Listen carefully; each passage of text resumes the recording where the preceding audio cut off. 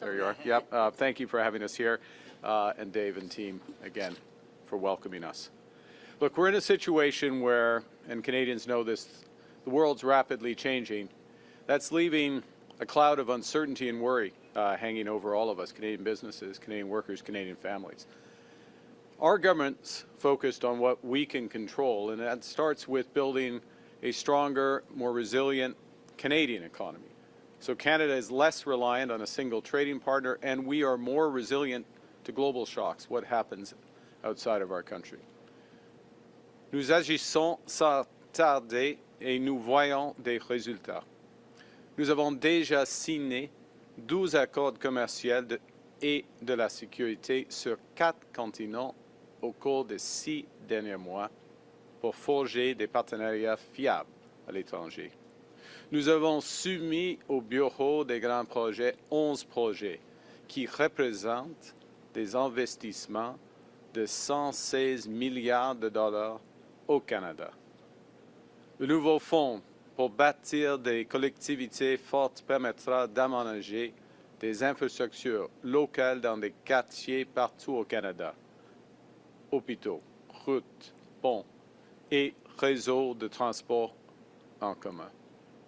Toutes ces mesures font partie de notre stratégie globale qui vise à susciter des investissements de 1 000 milliards de dollars au cours des 5 prochaines années.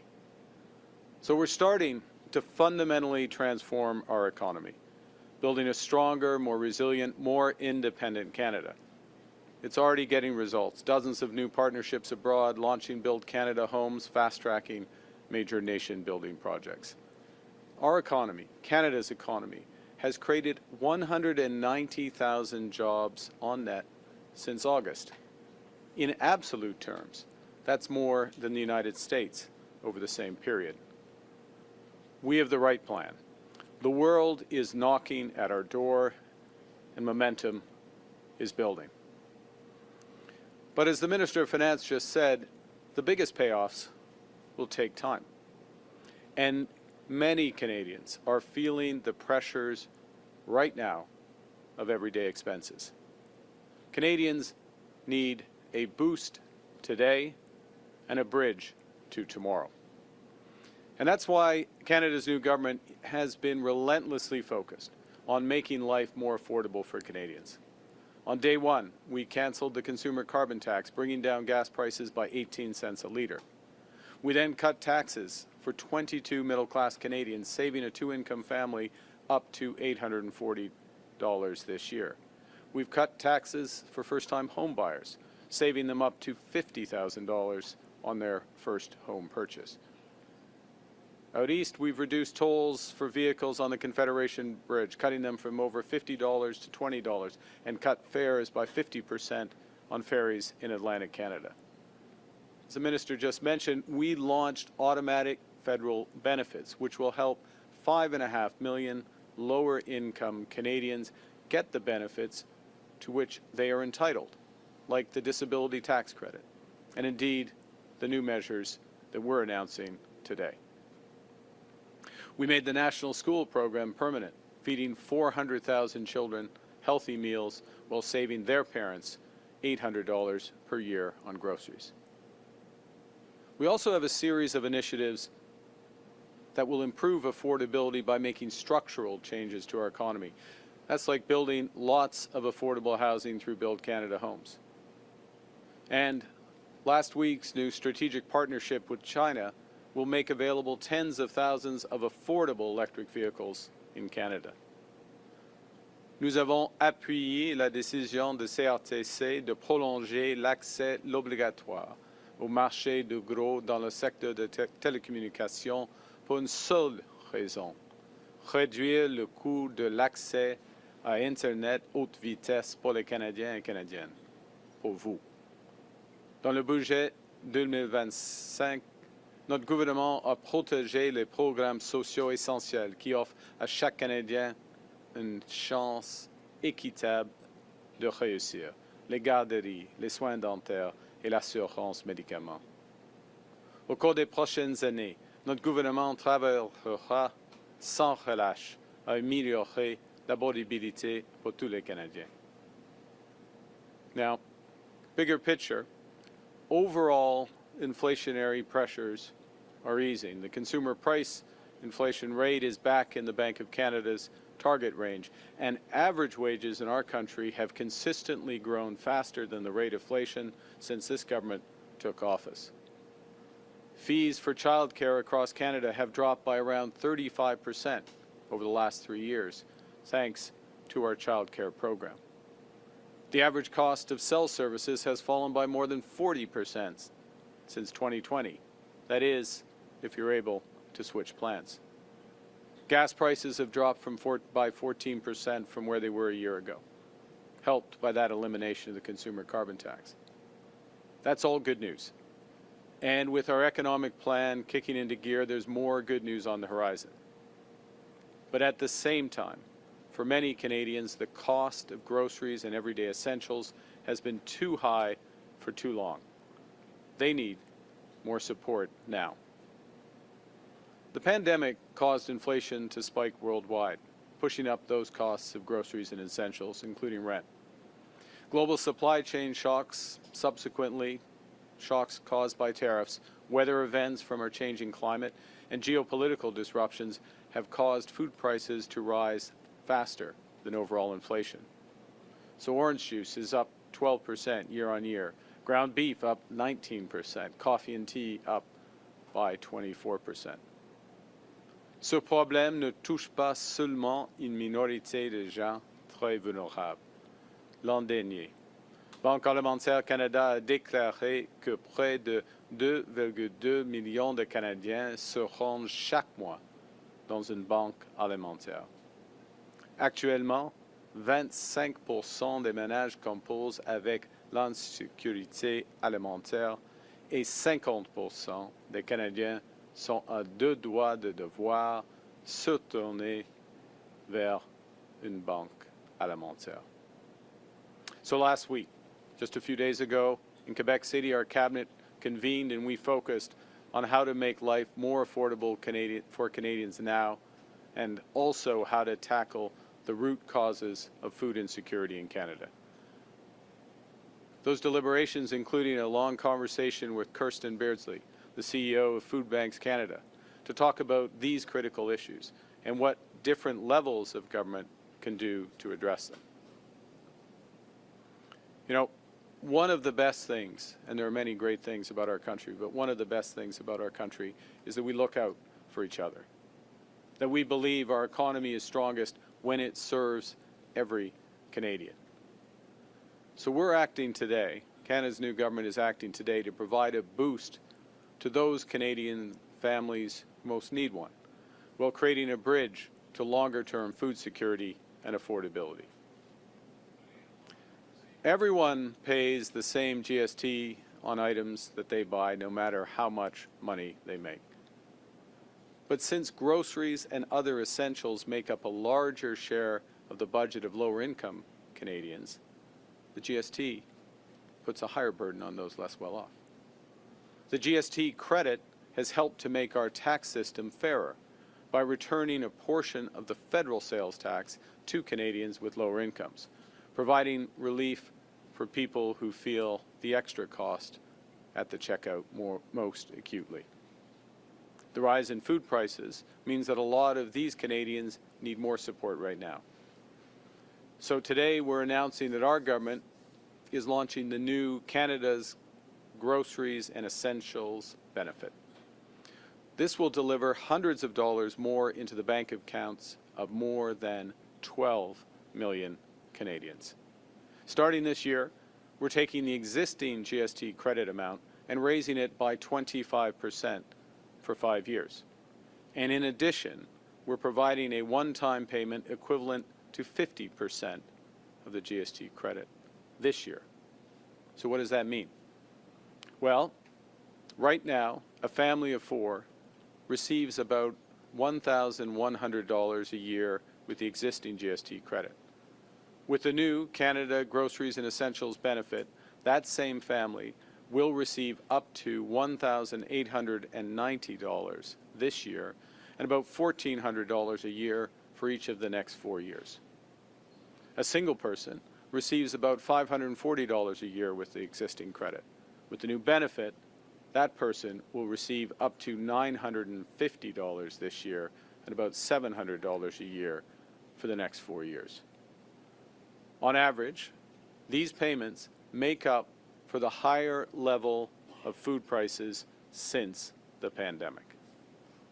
In parallel, we're working to address the root causes of inflation and working on longer-term solutions to bring down the cost of groceries in Canada.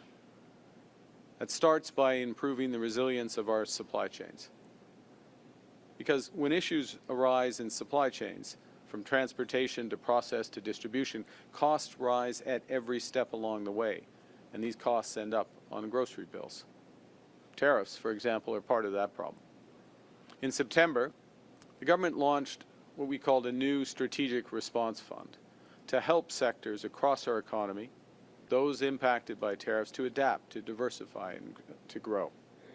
And today, we are committing $500 million from this fund to support capital investments to help food businesses expand capacity, increase productivity, and strengthen our food supply for the future.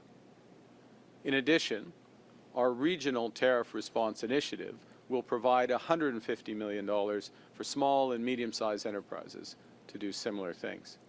This will mean more resilient supply chains, more greenhouses, more abattoirs that are closer to customers, and most importantly, will help mean lower food prices and better food security for Canadians. Pour réduire le coût de production des aliments, nous instaurons la passation en champs immédiats et accélérer les serres.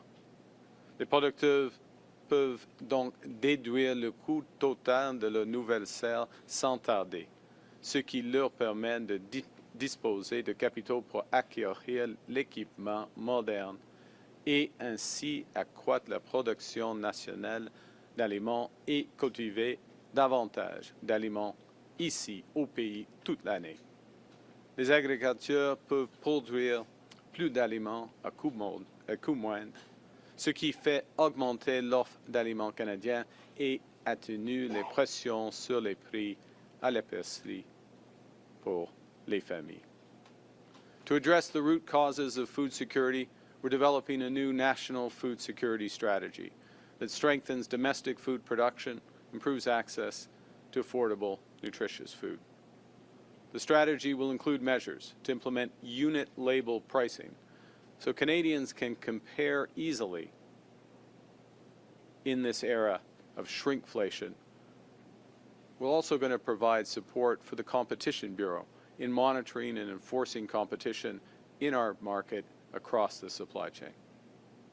And we will include new measures to strengthen food security in the North, where food insecurity and affordability challenges are felt most intensely.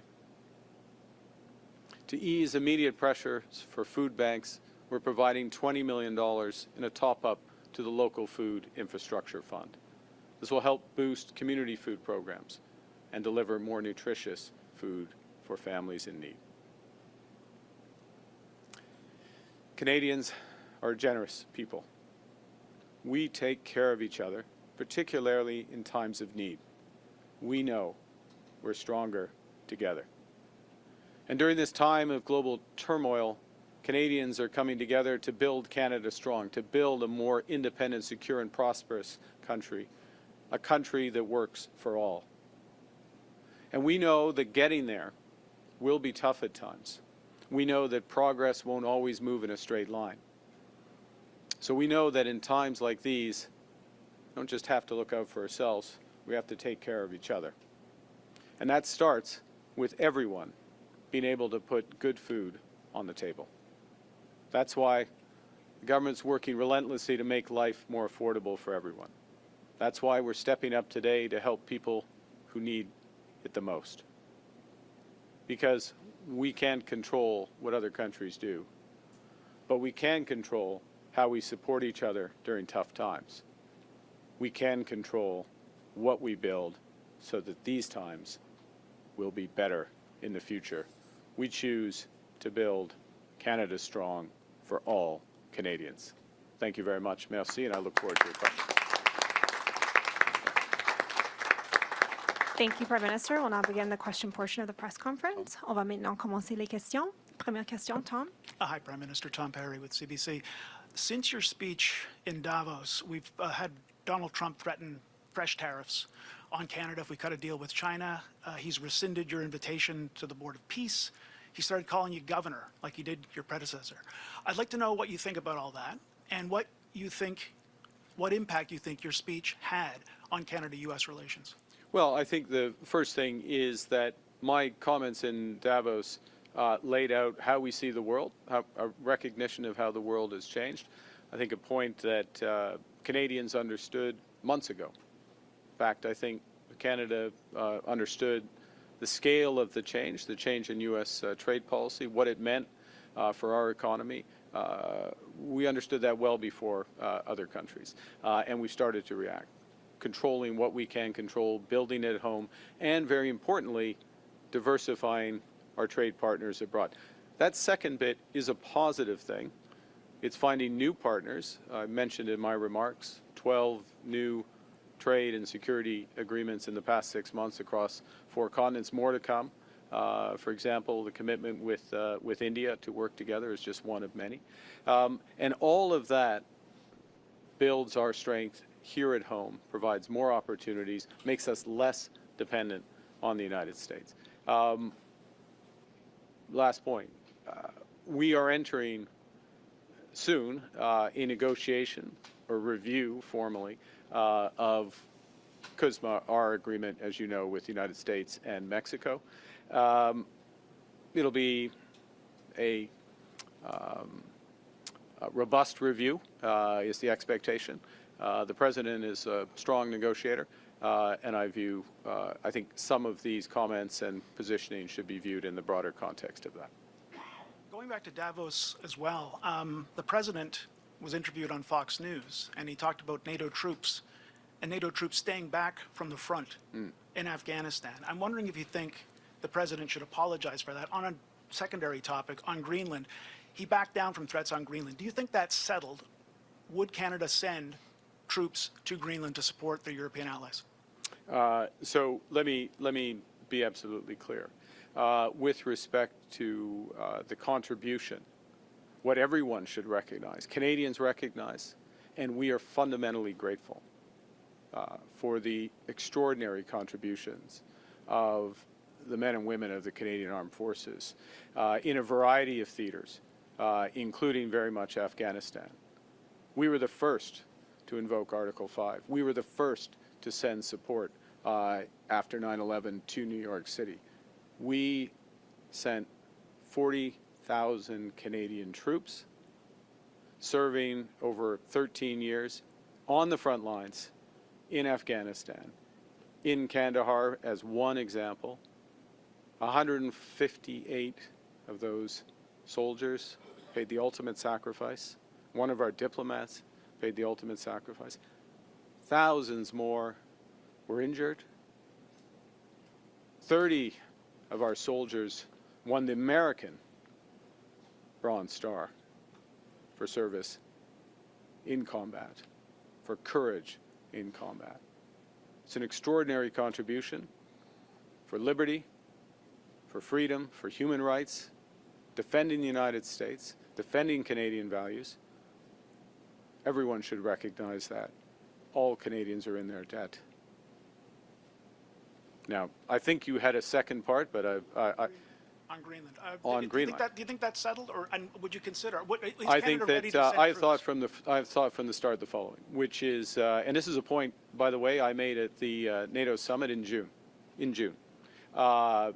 The importance of reinforcing Arctic security across the entire Arctic theater, to use that term, which very much includes Greenland, Northern Arctic, the Nordic countries as well. It has been the view of this government that NATO has not put enough emphasis on that. Canada is putting emphasis since we've come into office. We put emphasis on that. And that the solution to the security needs of Greenland, but the entire Arctic region, is coordinated through NATO. First and foremost, Canada will take responsibility for our Arctic, but working in conjunction with others. We have close and deepening cooperation with the Nordic Baltic 8 group of countries. I've met with the NATO Secretary General on a couple of occasions, 3 occasions now, about this issue. And I think by reinforcing that security umbrella, it addresses the fundamental needs of those countries. Denmark addresses the fundamental needs of Greenland, helps support security in Canada. So that aspect is very much taken care of. Thank you. Morning, Prime Minister. Michael Joe with CTV News. I just wanted to follow up on what Tom was asking. Are you offended by being called governor? I mean, I think in this role you get called a lot of things, a lot of time, and I'm not going to comment on every tweet or truth or comment from whoever. So I can handle it. As a follow-up, but I do think this point about our troops is fundamental, and respecting our troops and the contribution that they've made. I want to follow up on what you were saying yesterday outside of cabinet or caucus. You said that Canada isn't pursuing a free trade agreement with China. What efforts are you or your ministers making with the Trump administration to communicate that to them so that those threats of tariffs stop? Well, I interpreted the president's comments exactly that way, which is looking forward to a deeper, were we pursuing a deeper free trade agreement. We've made it clear. My fellow members of cabinet ministers have made it clear to their counterparts that that's the case. We've made the public point. And it's obvious. Look, Canada, when we sign an agreement, we sign a trade agreement, in this case USMCA as they call it, or CUSMA as we call it. There is a clause in that agreement, Article 32.10, I believe, which says that you will not have, you have to give notice, in effect, if you're pursuing a free trade agreement with a, quote, non-market economy.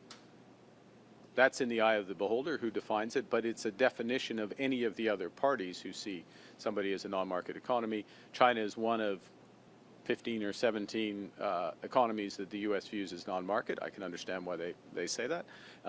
So we got an agreement. If we were even considering that, which we are not and never have, we would have given notice, and then there's a very open and transparent process. Thank you. Bonjour, Monsieur Carney. Michel Sabat, la presse canadienne. Avez-vous des excuses à présenter aux Québécois et aux francophones du Canada pour vos propos sur les plaines? Et êtes-vous confortable à être le chef du camp du non lors d'un éventuel référendum sur la souveraineté du Québec? En ce qui concerne mes commentaires, j'ai commencé par reconnaître la lutte des francophones au début, pendant l'histoire du Canada. Et j'ai mentionné, même souligné, les efforts de certains dans notre histoire de poursuivre une politique d'assimilation.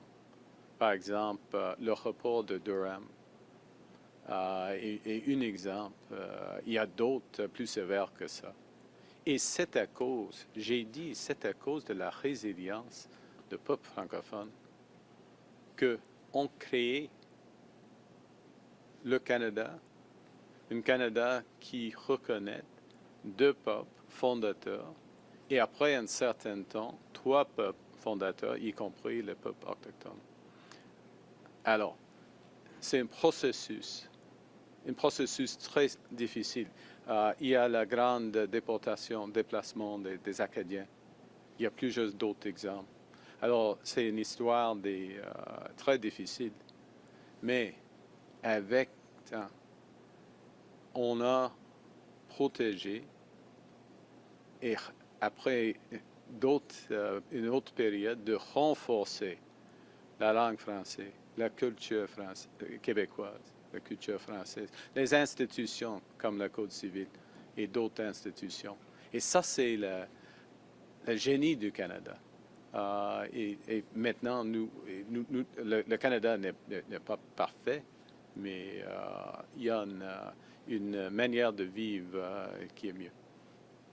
Bon, j'aurais quand même aimé vous entendre sur le qualificatif de chef du camp du non, mais je vais sauter à un autre aspect. M. Poilievre dit vouloir collaborer avec le gouvernement.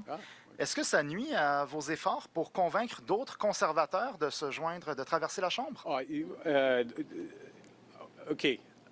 Mon approche est de collaborer, de trouver des solutions pour les Canadiens et les Canadiens.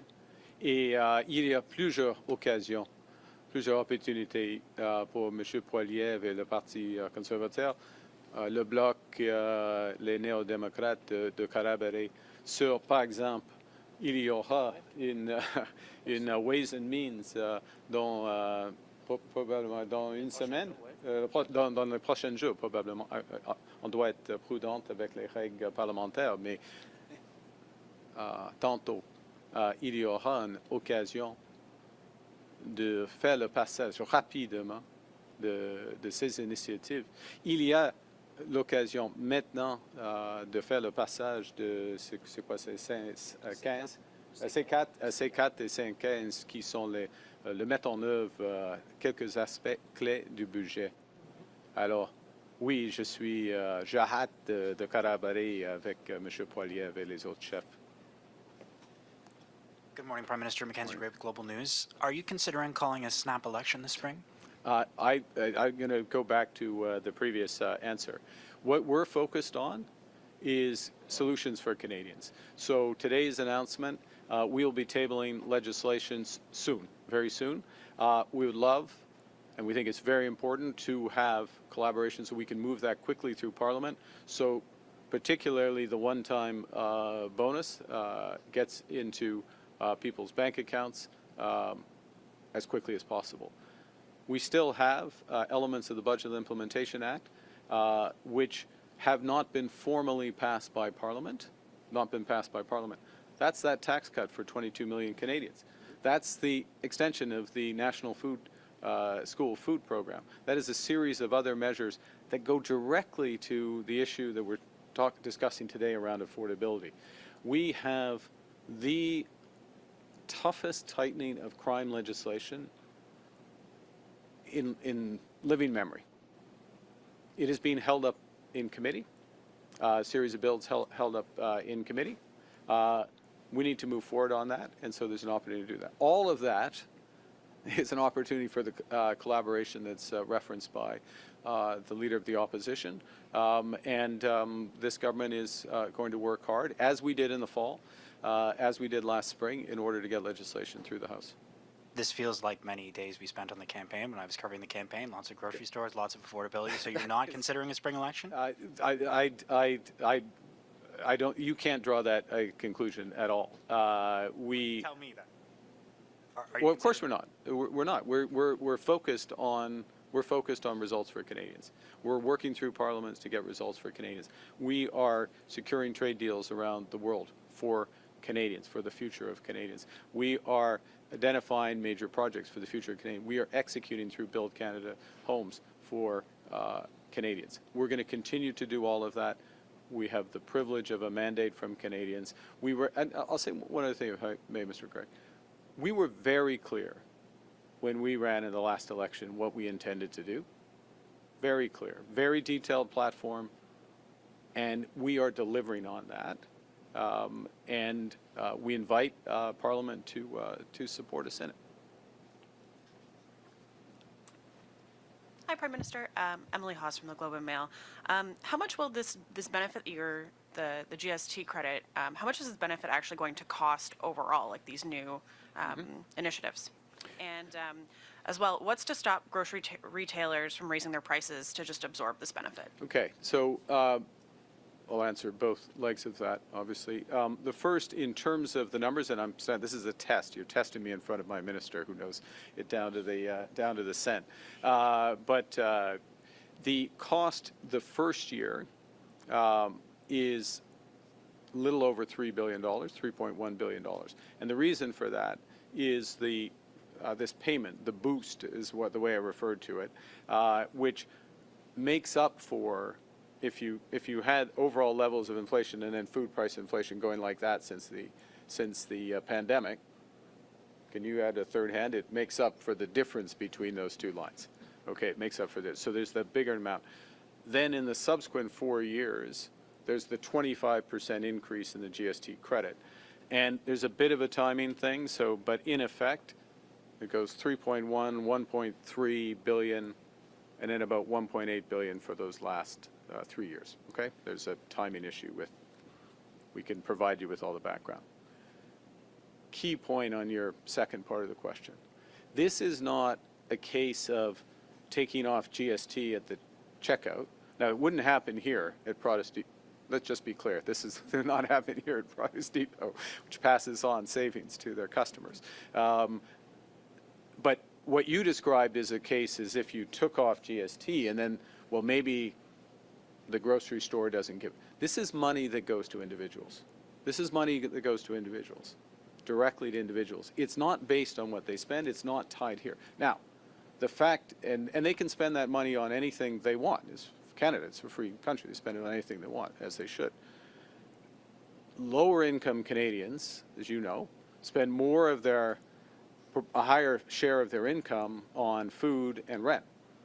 So they're more likely to spend it on food. But there's no differentiation. I mean, they're not, there's no mechanism for what you're saying to happen. I mean, my thinking was like, if you could raise price, you know that people are getting more money and therefore you could just raise your price. Well, you could say that about any aspect that grows the economy. So you know, and I'll say as well, if I may, I'm not accepting the premise of your question, but your general point, which is around competition in the industry. And one of the things we're doing is reinforcing the Competition Bureau's oversight of the industry as a whole, plus working, and we have to work with provinces, as the Minister knows, to move towards unit label pricing so that you have a true and very visible comparator between two types of good. What is it per liter, per kilogram, per amount? And that's, particularly in this time of where we see shrinkflation, packaging change, amounts change. It's a very important development. So it's something I will be raising with the provinces on later this week at First Ministers. And only a few pieces of your legislation that have been directly connected to your agenda have passed. So I'm thinking the most significant is probably C5. You're doing many things via regulation instead. I was just curious, do you think that Parliament matters, and what role do you think it plays in implementing your agenda? Parliament matters tremendously, which is, I'll refer back to the previous question on the opportunity for cooperation in Parliament. And it's very important. The crime legislation, from tougher bail, tougher sentencing, protecting younger Canadians, protecting from online harms, protecting people who go to their place of worship or their community center, protecting them from harassment. All of that crime legislation is being held up. All of that is being held up in Parliament. You can't regulate any of that. Parliament matters. And that's where the opportunity is with greater collaboration. And that's why we welcome it. And we will work with all the parties in Parliament to help get the right legislation through for Canadians. Dernière question est suivie. Yasmine? Yasmine Média avec Radio-Canada. Je veux d'abord vous entendre sur votre discours à Davos, à la lumière des menaces de tarifs de Donald Trump, qui vous a appelé gouverneur Carney. Est-ce que vous regrettez certains passages de ce discours? Est-ce que vous êtes allé trop loin? Pas de mots. Non, pas du tout, parce que j'ai décrit la situation actuelle. Il faut être honnête. Ça, c'est la situation actuelle. Que quelques puissances, quelques grandes puissances, utilisent l'intégration pour la cohésion, de changer les politiques d'un pays ou d'un autre. Alors ça, c'est la situation actuelle. Ça renforce la priorité, la nécessité de diversifier nos partenaires. Et non, et en ce qui concerne la négociation avec les États-Unis, nous avons un partenariat économique et sécuritaire remarquable. On peut améliorer ces partenariats, mais c'est une question pour négociation, pas de discours. Et par rapport à ce que vous annoncez aujourd'hui, cette mesure fiscale, d'abord, est-ce que c'est une mesure électoraliste? Non. Et ensuite, expliquez-nous pourquoi ça ne fait pas augmenter l'inflation. D'abord, est-ce que c'est électoraliste? Non, pas du tout. pas du tout. Oui, parce que c'est un enjeu fondamental. C'est un enjeu fondamental. C'est une question de pouvoir d'achat, d'abordabilité de 12 millions de Canadiens et Canadiennes. Premier point. Deuxième point, c'est une mesure dans une série de mesures. Par exemple, nous avons commencé, le gouvernement a commencé avec la réduction des impôts pour 22 millions de Canadiens et Canadiennes et d'autres mesures comme cela. Alors, c'est une grande mesure dans une série de mesures. Il y aura des autres afin de renforcer, d'améliorer l'abordabilité des Canadiens. Parce que nous avons le bon plan pour renforcer notre économie, pour bâtir une économie forte. Mais ça prend du temps et les pressions d'abordabilité existent maintenant. Et dernièrement, pardon, juste expliquez-nous en quoi est-ce que ça ne va pas faire augmenter l'inflation d'injecter de l'argent dans les poches des Canadiens? Non, I mean, dans le... OK. Moi, maintenant, et c'est difficile d'être Premier ministre et banquier central en même temps.